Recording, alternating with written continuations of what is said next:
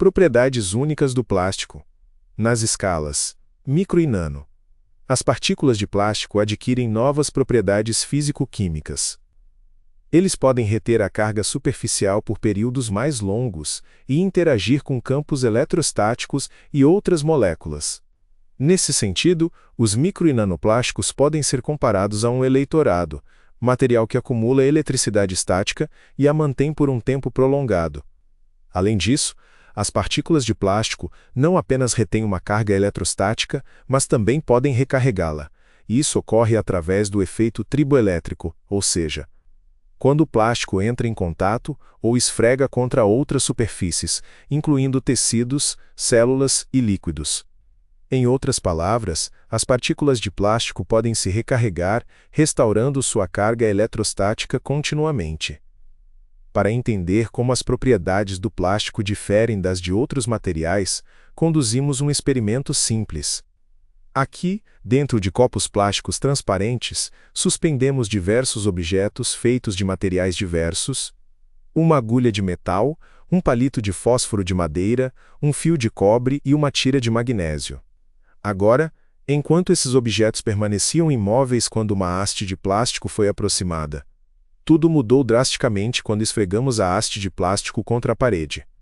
Ou seja, todo o objeto suspenso começou a balançar e se moveu em direção à haste. Então, o que causou essa reação? A resposta está na carga eletrostática que se formou na superfície plástica. Por exemplo, uma haste de madeira, diferentemente do plástico, não pode conter tal carga. Mesmo depois de esfregado com lã, o material não causou nenhum movimento. O mesmo aconteceu com as tesouras de metal, que não apresentaram efeito até que o material tocasse um ímã. Só então a agulha de metal respondeu.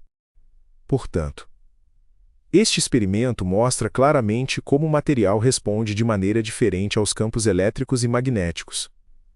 Agora, o plástico se destaca entre outros materiais porque pode não apenas acumular, mas também reter carga eletrostática por um período prolongado. Isto é diferente da madeira, que dissipa rapidamente a carga devido ao seu teor de umidade e, portanto, tem pouco efeito sobre outros objetos próximos. É um material dielétrico. Os metais, por outro lado, não retêm carga, mas a redistribuem rapidamente pela superfície. Eles são condutores. Os ímãs, por sua vez, criam combustíveis magnéticos em vez de elétricos, e, portanto, não podem atrair objetos eletricamente neutros da mesma forma que um plástico carregado. Então é isso que torna o plástico carregado eletrostaticamente tão perigoso. É uma força invisível capaz de mudar tudo ao seu redor. Uma vez carregado, o plástico pode atrair até partículas neutras, interrompendo muitos processos físicos naturais.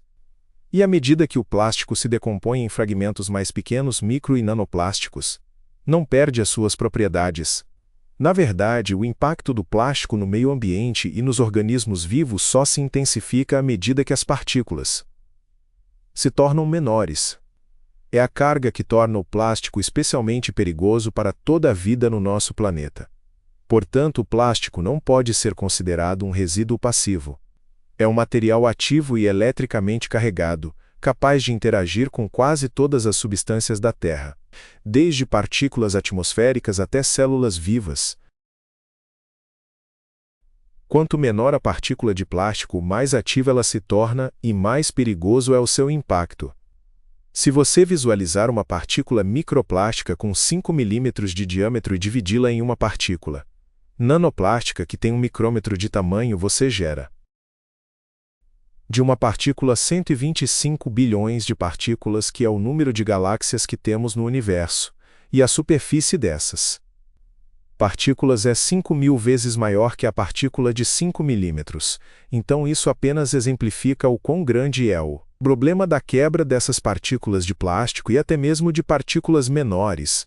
E essas partículas talvez tenham propriedades totalmente diferentes das partículas grandes de 5 milímetros. Então você não apenas altera o tamanho, mas também a superfície e as propriedades das partículas. O nanoplástico tem uma área de superfície enorme em comparação com a sua massa. É como um grão minúsculo com a superfície de um campo de futebol. Isso é chamado de área de superfície altamente específica. Quanto maior a superfície, maior a capacidade da partícula de acumular e reter carga eletrostática. E quanto mais sítios ativos ele contém que se ligam a proteínas, íons metálicos, lipídios e outras moléculas do ambiente circundante podem se fixar. Para entender o quão perigosas são essas minúsculas partículas carregadas, vamos realizar um experimento mental simples. Por exemplo, temos uma bateria comum de 5 volts. Se o dividirmos em 125 mil milhões de pequenas baterias, e supormos que cada uma delas ainda tem a mesma potência de 5 volts, a sua potência agregada seria igual a 187,5 mil milhões de volts. Imagine quão maior a tensão se tornará. Coisas semelhantes acontecem com o plástico. Quando um único fragmento de plástico é dividido em 125 mil milhões de partículas, cada uma carregando uma carga, a quantidade de carga aumenta. Hoje, milhões de toneladas de plástico em nossa biosfera estão constantemente se decompondo em partículas cada vez menores, cada uma carregando uma carga eletrostática que lhe permite penetrar em todos os lugares. Consequentemente, à medida que o número de partículas plásticas carregadas eletrostaticamente aumenta, um excesso de potencial elétrico acumula-se em todo o nosso planeta. Este é um fator importante que perturba o equilíbrio energético da Terra. 6h21 da manhã, 6h50 da manhã, contribuindo para o aquecimento dos oceanos, aumento das anomalias atmosféricas, bem como o número e gravidade dos desastres naturais a cada ano. Observe que quanto mais quente o oceano, mais ácido ele fica e mais rápido o plástico se decompõe em micronanoplásticos carregados.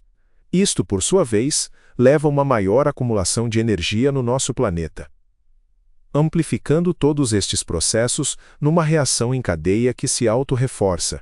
Além disso, quanto menor a partícula, mais facilmente ela penetra na barreira protetora dos organismos vivos, inclusive dos humanos, desencadeando diversas doenças crônicas e matando milhões de pessoas. Exploraremos tudo isso detalhadamente. Em outras palavras, a fragmentação do plástico não o torna mais seguro. Pelo contrário, transforma-o em nanopartículas que penetram facilmente nos organismos vivos.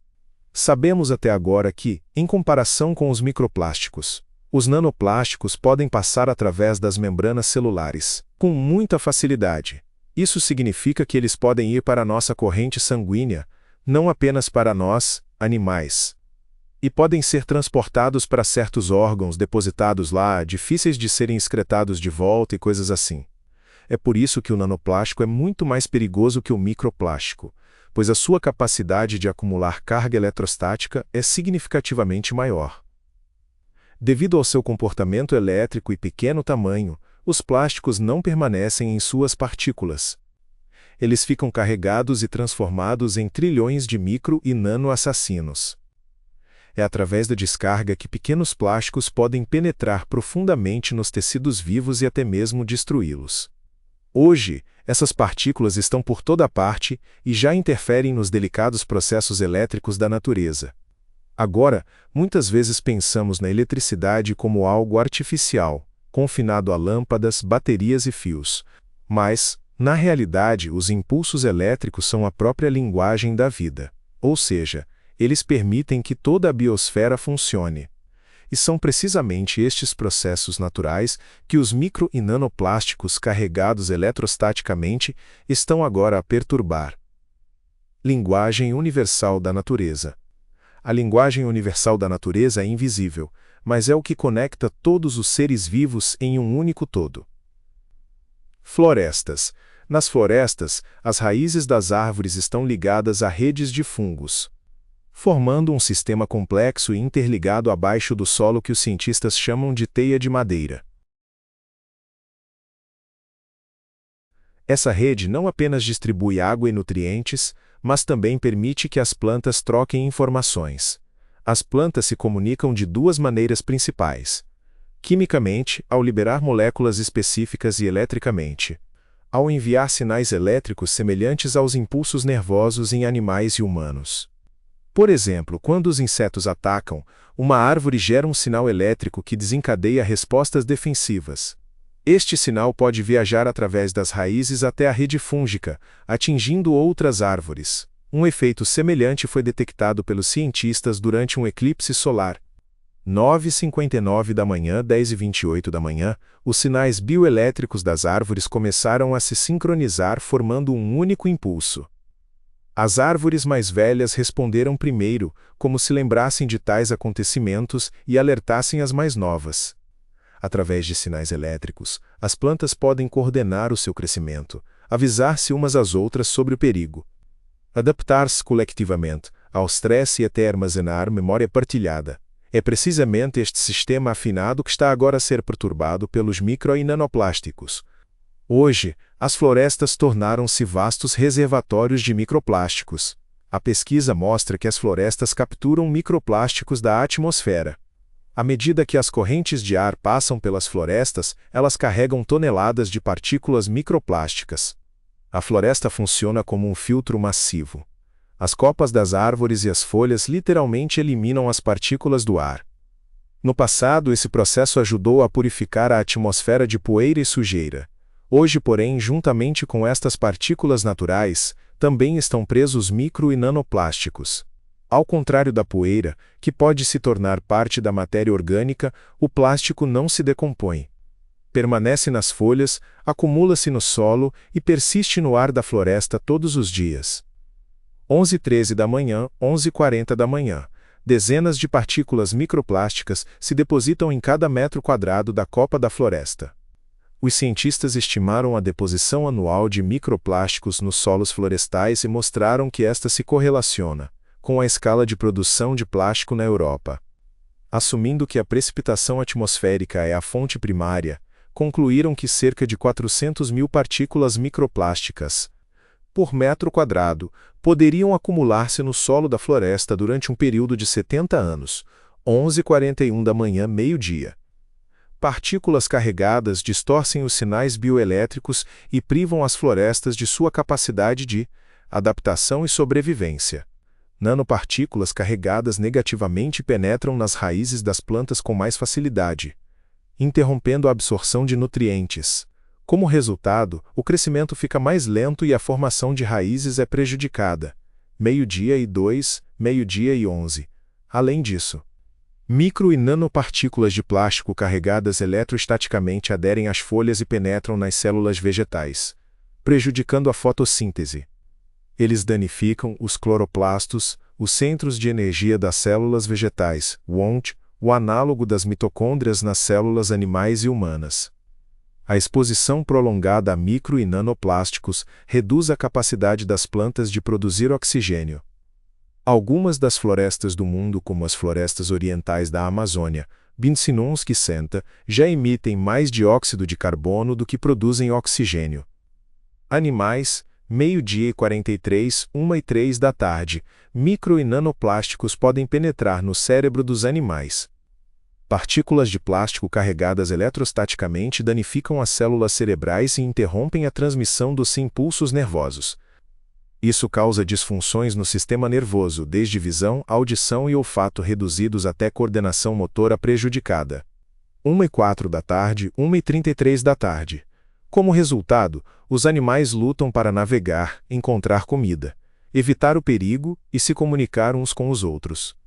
E tudo isso reduz enormemente suas chances de sobrevivência. Estes efeitos refletem os primeiros sinais de doenças neurodegenerativas em humanos. De acordo com o Fundo Mundial para a Natureza, nos últimos 50 anos, a população global de animais selvagens diminuiu quase 70%. As pessoas não conseguem nem proteger aqueles por quem assumiram responsabilidade. Os animais domésticos também são envenenados por micro e nanoplásticos. A ração para